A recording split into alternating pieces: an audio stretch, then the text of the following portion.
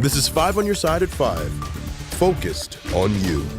Thanks so much for joining us. I'm Kelly Jackson. I'm Ann Allred. We're working on several major stories for you right now. It has been days since police released body camera video of a Sangamon County deputy shooting and killing an African-American woman inside of her home.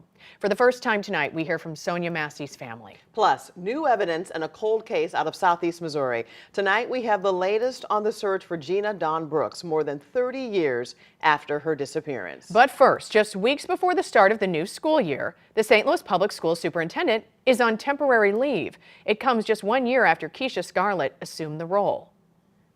Our Brent Solomon is following the developing story. Brent, any word on why the superintendent is already out? Yeah, I'll tell you what, we spent the day digging into why Dr. Keisha Scarlett is on this temporary leave of absence. Sources tell us that there are concerns circulating over how the district is spending its money. Here's what I can tell you. Take a look at your screen right now. There was an emergency meeting last night. The Board of Education gathering to discuss what they called a personnel matter. The very next day, the district confirmed Superintendent Keisha Scarlett is now on temporary leave. Scarlett is just 1 year into her 3-year contract at the school district. As soon as today's news broke, we reached out to the local teachers union. Our phones have been lit up in text and phone calls, but we're limited to what we can say. Everybody has a right to due process, and we don't think there should be any rush to judgment. Now, the teachers union says it understands that Dr. Scarlett is being paid while she's on leave. When I reached out to the school district, it said it could not confirm or deny that. So right now, the deputy superintendent, Dr. Millicent Borshade, is stepping in to lead the district. Dr. Scarlett brought her in after they both worked together in Washington State. Tonight, the school district is saying it is confident that there will be, quote, no interruptions as it prepares for the start of the school year, which, by the way, begins on August 19th. We're live downtown. Brent Solomon, 5 on your side. Now to the case out of Illinois that's been making national headlines. Tonight, we're hearing from the family of Sonia Massey, days after police released body camera video showing a deputy shooting and killing her. Massey was killed in her home in Springfield, Illinois earlier this month, and the Department of Justice is now investigating. Megan Kernan hears from the family just hours after the results of her autopsy were released. Megan. Well, it was a tragic day for the family of Sonia Massey, finding out new graphic details about how she was killed. The autopsy confirms that Sonia died from a gunshot wound to the head by now former Deputy Sean Grayson.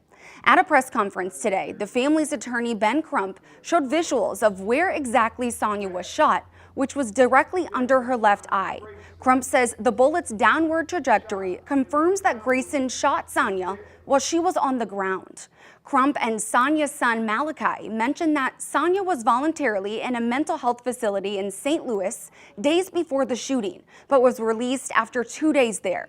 Today, we sat down with Shadia Massey, Sonia's cousin, who says was like a sister to her, growing up in the same house. Shadia talks about what it was like showing up to Sonia's house to clean up her blood. Walking into the house, I just felt her. I felt her. I felt like I knew what happened to her immediately.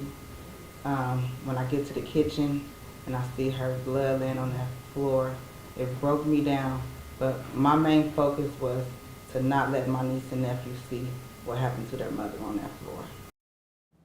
Now, on Sunday, there will be rallies held for Sonia in cities all across the country, including right here in St. Louis. Details have not yet been released. Tonight at 6, we'll hear more about what Sonia was like from her family. It has been decades since 13-year-old Gina Dawn Brooks disappeared while riding her bike. New evidence was just uncovered in the case this week. Tonight, we're still waiting to learn more about what the investigators found. This follows a search at a rural property in Bollinger County. That's just miles away from where Gina Dawn Brooks was last seen. Our Justina Cornell has been following this case all week. And today she heard from the son of an officer who helped search for Gina decades ago. She's in the newsroom with more on this. Well, Michael Jeter said his dad got back into law enforcement because of the Gina Dawn Brooks case. And after the news hit, his dad joined the sheriff's department once again in order to find her. 13-year-old Gina Dawn Brooks was last seen riding her bike in Fredericktown in 1989. Witnesses say Brooks was seen standing near her church when a station wagon pulled up and the driver spoke to her. She got back on her bike, but Brooks never went back home. Her bike was found abandoned on High Street, just blocks away. That green station wagon came by up our lane and by our house while we were there. It just kind of hit my mom and dad, and they were like, whoa, that was the vehicle. I mean, and that's kind of what my dad had gotten out of law enforcement for quite a few years. And that's actually why he got back in it. That's why Michael Jeter always followed this case. I've always found it intriguing, and because my dad was the lead diver. Over the years, searches even led them to a quarry. This week, the latest search took them to a multi-day search at a rural property in Bollinger County, about 15 miles out from Fredericktown. No remains were found, but we're told items of possible evidentiary value were collected. My first thoughts were how that family must feel. State Representative Tricia Burns feels for the family, so much so she created legislation recently for missing persons. This month, Governor Mike Parson included a portion of the budget to help identify unidentified remains.